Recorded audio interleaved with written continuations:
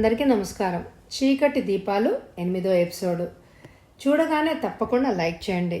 ఇంకా కథలోకి వెళ్దామా? మరొక 2 నిమిషాలు గడిచాక పార్వతి తడి చేతులు కట్టుకున్న లంగాకే తుడిచేసుకుంటూ వచ్చింది. పార్వతిని చూడగానే నేను వెళ్తానమ్మా అంటూ లేచింది కరుణ.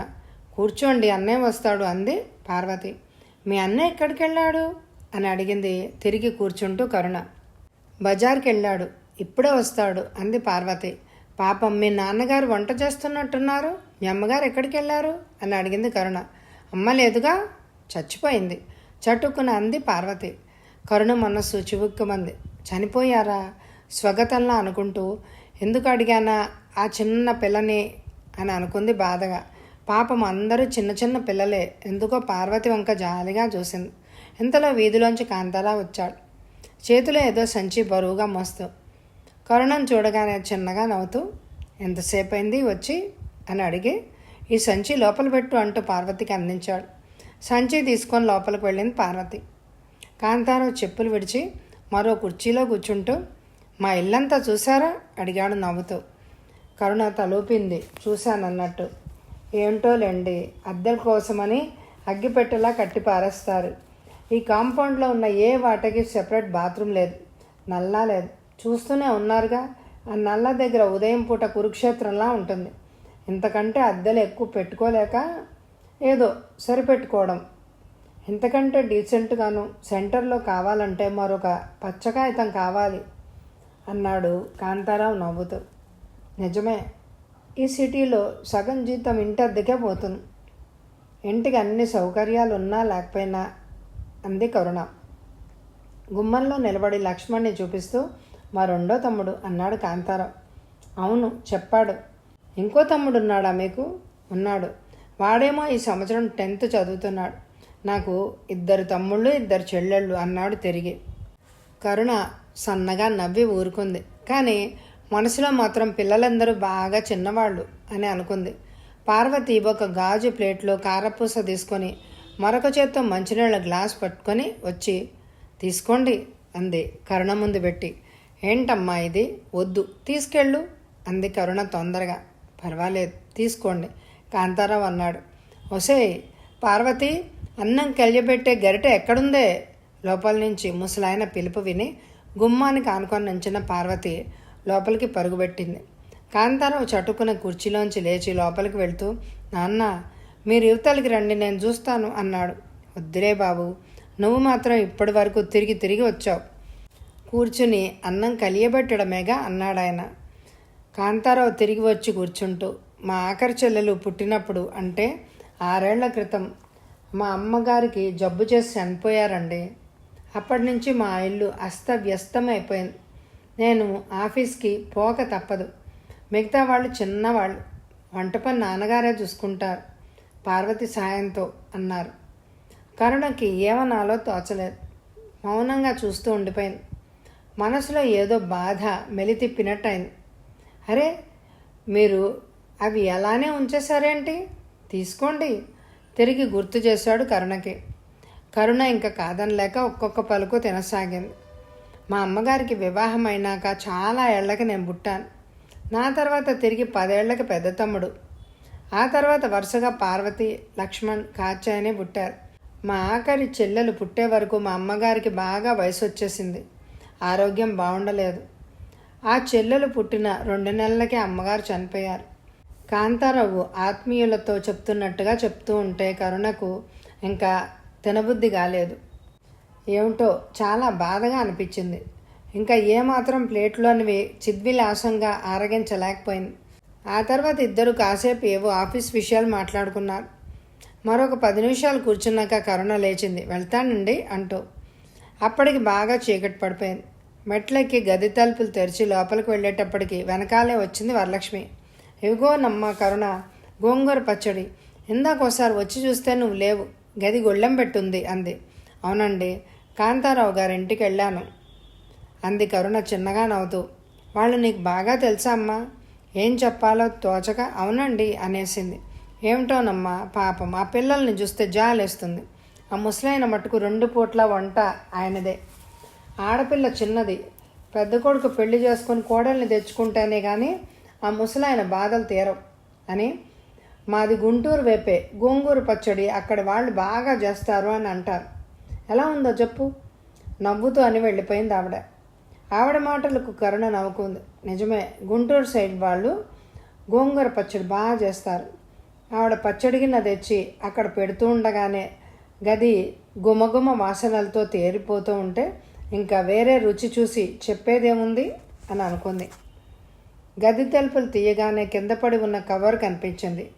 ఎవరు రాశారు అని అనుకుంటూ కరుణ వంగని ఉత్తరం తీసింది. చేతివార్తను బట్టి గుర్తించింది అది వసుంధర రాసిన ఉత్తరమని. పెద్ద ఉత్తరమే రాసిందే, ఏం రాసిందో అనుకుంటూ కవర్ మంచమే పడేసి చేతిలో డబ్బా అవి సర్దింది. తర్వాత స్నానం అది ముగించి వచ్చి స్టవ్ మీద అన్నం పడేసి తీరిగ్గా మంచం మీద పడుకొని వసుంధర రాసిన ఉత్తరం విప్పింది. జియా కరుణ, ఏం చేస్తున్నావు? నువ్వు రాసిన ఉత్తరం అందింది. వెంటనే జవాబు ఇవ్వలేదు కదూ నేను. నా సంగతి తెలుసుగా నీకు. ఉత్తరం రాయాలంటే తగని బద్ధకం. నా సంగతి తెలుసు కనుక నీకు కోపం రాదు కదూ. ఎలా ఉంది నీ ఆఫీసు పని? ఎలీజా అనే మంచి ఫ్రెండ్ని సంపాదించావు కదా. పోనీలే, మిగతా అందరూ స్నేహంగా ఉండరని బాధపడకు. చాలామందికి శారీరక సౌందర్యం ఉన్నట్టు మానసిక సౌందర్యం ఉండదే కరుణ. ఎందరికో లేని మానసిక సౌందర్యం నీకుంది. అందుకే నిన్ను చూస్తే నాకు ఒక్కసారి గర్వం అనిపిస్తుంది కూడా. నువ్వు నా స్నేహితురాలువనే. ఏమైనా నీ జాబ్ నీకు సంతృప్తిగా ఉందని రాశావు, అదే కావాల్సింది కూడా. ఇక్కడ శ్రీవారు నేను కులాసాగానే ఉన్నాం. ఇద్దరమే కదా, పని మనిషిని కూడా పెట్టుకోలేదు నేను. ఇద్దరి పని ఎంత ఉంటుంది? ఊరికే పొద్దుస్తమాను ఎలాగూ గడుపుతాం. అందుకే పని మనిషిని పెట్టుకోకుండా అన్ని పనులు నేనే చేసుకుంటున్నా. మనం స్వయంగా చేసుకుంటే వచ్చే తృప్తి, కలిగే ఆనందం పని మనుషుల చేత చేయించుకుంటే రాదే కరుణ. అప్పుడప్పుడు శ్రీవారు కూడా నాకు హెల్ప్ చేస్తూ ఉంటారు కూడా. రోజు కాకపోయినా 2 రోజులకు ఒకసారో బయటికి వెళ్తాం సరదాగా. వారానికి ఒక సినిమా తప్పకుండా చూస్తూ ఉంటాం. ఇంతవరకు నా లైఫ్ నాకు సంతృప్తికరంగా ఆనందంగానే గడిచిపోతోంది కరుణ. శ్రీవారు ఎంతో మంచివారు, నా మనసుకు నచ్చిన వ్యక్తి. ఇంకా సంతోషానికి ఏముంది చెప్పు. అన్నట్లు నేను జాబ్ రిజైన్ చేసిన సంగతి నీకు తెలుసు కదా. శ్రీవారు ఉద్యోగం చేయొద్దన్నారు, మానేశాను. నీ సంగతులు ఏమిటి ఇంకా అన్నట్లు కరుణ, నీకు ఆ విషయం రాద్దామనే ఉద్దేశంతో ఈ ఉత్తరం మొదలుపెట్టాను. ఈ విషయం రాయడం సబబు అవునో కాదో నాకు తెలియదు, కానీ నన్ను అపార్థం చేసుకోవన్న నమ్మకంతో నీకు రాస్తున్నాను. కోపం తెచ్చుకోకు నా మీద కరుణ. మగాడైనా ఆడదైనా జీవితంలో ఎప్పుడో అప్పుడు వివాహం చేసుకోక తప్పదు. ఎవరికైనా ఒక తోడు అంటూ ఉంటేనే బాగుంటుంది.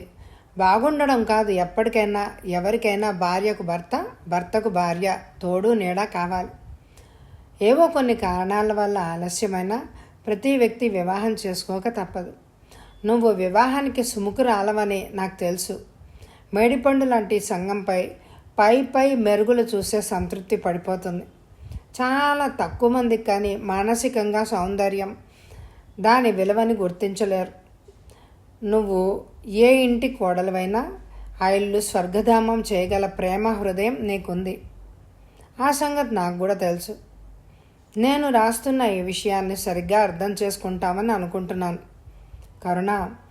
నీకు అభ్యంతరమైనా సరే నన్ను మరోలా భావించకు. మావారి అక్కయ్య 2 సంవత్సరాల క్రితం చనిపోయారట. ఏదో హఠాత్తుగా జబ్బు చేసి. ఆవిడ చిన్నదే, పెద్దగా వయసు లేదు. ఆమె భర్త పెద్ద ఆఫీసర్, బాగా డబ్బుంది, 2 పిల్లలు, చిన్నవాళ్ళు. ఆయన ఇప్పుడు తిరిగి మళ్ళీ పెళ్లి చేసుకోవాలని అనుకుంటున్నారు. నాకెందుకో హఠాత్తుగా నువ్వు గుర్తొచ్చావు. 2 పిల్లలు ఉన్నారన్న మాటే కానీ ఆయన చిన్నవాడు. చేసుకుంటే తప్పే ఉంది. ఇది నా ఉద్దేశం మాత్రమే. శ్రీవార్స్తో చెప్తే ముందు నీ ఇష్టం కనుక్కొని తర్వాత అతనితో మాట్లాడవచ్చు అని అన్నారు. కరుణ, ఇలా రాయవలసి వచ్చినందుకు బాధగా ఉన్నా ఇది తప్పు విషయం కాదని మాత్రం నాకు తెలుసు. అతన్ని చేసుకుంటే నువ్వు సుఖపడతావు. నీ అభిప్రాయం నిర్మోహమాటంగా రాయి. నాకు నీ అభిప్రాయం తెలిసాక నేను మీ అమ్మగారు వాళ్ళకి తెలియజేస్తాను. ఇలా రాస్తానని నన్ను మాత్రం తప్పుగా అర్థం చేసుకోకు కరుణ. అన్నట్టు ఇంకో విషయం రాయడం మర్చిపోయాను. నా పెళ్లిలో నీకు మా పిన్నిగారు అబ్బాయి రాజశేఖరం అంటూ పరిచయం చేశానే, అతను నా పెళ్లిలో మీ భారతిని చూశాడు కదా, తను అతనికి చాలా నచ్చిందట. కట్న కానుకలు ఏమీ లేకుండా భారతిని చేసుకుంటాడట. మీ వాళ్ళకి రాసి కనుక్కోమని నాకు ఉత్తరం రాశాడు. మీ ఇంట్లో అందరూ అంగీకరిస్తే భారతి అదృష్టవంతురాలే అని చెప్పుకోవాలి. ఈ విషయము నేను మీ నాన్నగారి పేర రాశాను. ఇంకా సమాధానం రాలేదు. ఏమైనా పెద్దదానివి నువ్వు ఉండగా వాళ్ళు భారతి కోసం తొందర పడతారు అని అనుకోను. ఇప్పటికే చాలా పెద్ద ఉత్తరం అయిపోయింది. నీ అభిప్రాయం వెంటనే ఖచ్చితంగా నాకు రాయి. నీ లెటర్ కోసం ఎదురు చూస్తూ ఉంటాను. వసుంధర. ఏకబిగిన ఉత్తరం చదివిన కరుణ ఒక్క క్షణం అందులో విషయాలు ఏమీ అర్థం కానట్టు ఉండిపోయింది. అందులోని విషయాలు మళ్ళీ మళ్ళీ అర్థం కానట్లుగా చదువుకుంది. వసుంధర తన కోసం సంబంధం రాసిందని కోపం రాలేదు, పైగా నవ్వొచ్చింది. భారతి విషయం మాత్రం సంతోషాన్ని కలిగించింది. రాజశేఖరం కావాలని కోరి చేసుకుంటానన్నప్పుడు అభ్యంతరం చెప్పవలసిన విషయం ఏముంది? అతను మంచి ఉద్యోగంలో ఉన్నాడు, చూడ్డానికి మనిషి కూడా బాగుంటాడు. అమ్మ వాళ్ళు ఏం రాశారో అని అనుకుంది. ఉత్తరం చదవడంలో మునిగిపోయిన కరుణ అన్నం సంగతి మర్చిపోయింది. మాడువాసన రావడంతో అయ్యోయ్యో అనుకుంటూ త్వరగా లేచి అన్నం గిన్నె దింపేసింది. తర్వాత ఆ పని ఈ పని చూసుకుంటూ ఉత్తరంలోని విషయాలు మననం చేసుకుంటూ వసుంధరకి ఏం జవాబు రాయాలో కూడా ఆలోచించుకుంది. మర్నాడుకు ఆఫీస్కి బయలుదేరే ముందరే వసుంధరకు ఉత్తరం రాసింది. వసు, నా కోసం శ్రమ పడుతున్నావు నువ్వు కూడా. నన్ను ఇంటిదాన్ని చేయాలన్న తపన నీలో కనిపించినందుకు చాలా థ్యాంక్స్. అయితే నువ్వు చేసిన దానికి కాదని జవాబు చెప్తున్నందుకు మరోలా అనుకోకు. ఇప్పుడు పెళ్లి మీద నాకు ఆసక్తి లేదు. ఇంతకు మించి నేనేమీ రాయలేకపోతున్నందుకు ఏమీ అనుకోకు అంటూ జవాబిచ్చింది. భారతి పెళ్లి రాజశేఖరంతో జరిగితే అంతకు మించి సంతోషించవలసిన విషయం ఏమీ లేదు. అమ్మ వాళ్ళు నీకు ఉత్తరం రాశారనుకుంటున్నాను అంటూ భారతి గురించి రాసింది. నిజంగా భారతికి సంబంధం కుదరాలని కరుణకు మనస్ఫూర్తిగా ఉంది. ఈ ఊళ్ళోనే ఉంటే అప్పుడప్పుడు వెళ్ళి భారతిని చూసి రావచ్చు, భారతి ఇక్కడికి వస్తూ ఉండవచ్చు అని అనుకుంది. మరొక 4 రోజులు సామాన్యంగా గడిచిపోయాయి. కరుణ తల్లి రాసిన ఉత్తరానికి జవాబు ఇవ్వలేదు. పాలవాన్ రోడ్డు మీద సీసాలు గలగలలాడించుకుంటూ వెళ్ళిపోతుంటే మెలకు వచ్చిన కరుణ మంచం మీద నుంచి లేవలేదు, ముసుగు కూడా తీయలేదు. అలా మెలకుగానే ఎంతసేపో పడుకుంది. ఇంకా పడుకునేదేమో తలుపు చప్పుడు దబీమని బాధితే విసుక్కుంటూనే లేచి దుప్పటి అవతలకి తోసి చీర సరిచేసుకుని జుట్టుని వేళ్లతో సవరించుకుని పొద్దున్నే ఎవరు బాబు అని అనుకుంటూ వెళ్ళి తలుపు తీసింది. ఎదురుగా ప్రసాద్. ఇదేంటన్నయ్యా ఇంత హఠాత్తుగా వచ్చావు, రా లోపలికి అంటూ ఆహ్వానించింది ఆశ్చర్యంగా పలకరిస్తూనే. ప్రసాద్ లోపలికి వచ్చి చేతిలో చిన్న పెట్టె మంచం మీద పడేసి గది 4 మూలలా పరికించి చూస్తూ, ఇప్పుడే నిద్ర లేచావా అన్నాడు మంచమే కూర్చుంటూ. అవును, నువ్వు తలుపులు తడుతుంటేనే లేచాం, మెలకుగానే ఉన్నాలే, కూర్చో, మొహం కడుక్కొని వస్తానంటూ చకచక ఆ ప్రయత్నంలో పడింది. ముఖ ప్రక్షాళనం అయ్యాక వరలక్ష్మి వాళ్ళ ఇంట్లోంచి పాలు తెచ్చి స్టవ్ దగ్గర కూర్చుని కాఫీ కాచే ప్రయత్నంలో ఉంది. ఏంటి ఇంటి దగ్గర అంతా కులాసానా? సుధాకర్ బాగా అల్లరి చేస్తున్నాడా? వాడిని చూడాలనుంది అంది కరుణ. అందరూ కులాసాగానే. ఈ ఊళ్ళో నాకు కొంచెం పని ఉండొచ్చాను. సుధా మహా అల్లరి చేస్తున్నాడు అనుకో అన్నాడు ప్రసాద్ పెట్టె ఓ పక్కనకి జరిపి మంచం మీద పడుకుంటూ. ఈ గది ఇంత చిన్నగా ఉంది, నీకు సరిపోతుందా? అద్దె ఎంతేమిటే అంటూ అడిగాడు. సరిపోవడానికేముంది, సరిపెట్టుకోవాలి అంతే. అద్దె మాత్రం అంతకు తక్కువగా దొరకలేదు ఈ హైదరాబాదులో అని. నువ్వు మొహం కడుక్కుంటావేమో, కడుక్కో, కాఫీ తీసుకుందు కానీ అంది కరుణ. స్టేషన్లో కానిచ్చే వచ్చాను, కాఫీ ఇవ్వు అంటూ కరుణ అందించిన కాఫీ అందుకున్నాడు. తాగుతూ, ఆఫీస్ ఉందా ఇవాళ అని అడిగాడు. ఉంది. కాఫీ తాగడం పూర్తయ్యాక, 4 రోజుల క్రితం అమ్మ ఉత్తరం రాసిందట కదా, దానికి జవాబు ఇవ్వలేదే అని అడిగాడు. వెంటనే జవాబు ఇవ్వడానికి అందులో పెద్ద విశేషం ఏమీ నాకు కనిపించలేదు. నెమ్మది మీద రాయొచ్చునా అని అనుకున్నాను. కాఫీ గ్లాసులో చూపులు నిలిపి అంది కరుణ. అది కాదే కరుణ, ఈ మధ్య అక్కడెక్కడో 1-2 సంబంధాలు కదిపాం, వాళ్ళు చూస్తాము అంటున్నారు. ఇంకో పక్క భారతికి మ్యాచ్ సెటిల్ అయ్యేలా ఉంది.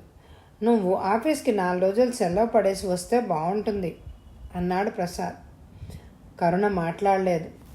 గోడ కానుకొని కూర్చొని ఖాళీగా కాఫీ గ్లాసును గిరగిరా తిప్పుతూ ఉండిపోయింది. కరుణ నుంచి ఏం సమాధానం వస్తుందోనన్నట్టుగా చూశాడు 5 నిమిషాలు. మరి వచ్చే ఎపిసోడ్లో కథ కొనసాగుతుంది. ఈ ఎపిసోడ్కి ఎక్కువ లైక్లు ఇవ్వండి అండ్ స్క్రీన్లో ప్లేలిస్టులు ఉంటాయి, తప్పకుండా చూడండి. Thank you very much my dear friends.